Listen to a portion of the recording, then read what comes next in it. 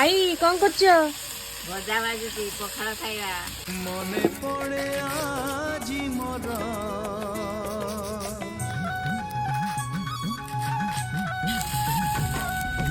মনে পড়ে আজি মোর आई केते बाटे गला ଏଇ ଶାଗଟା ହେଇଗଲାଣି ମାଛ ଭାଜି।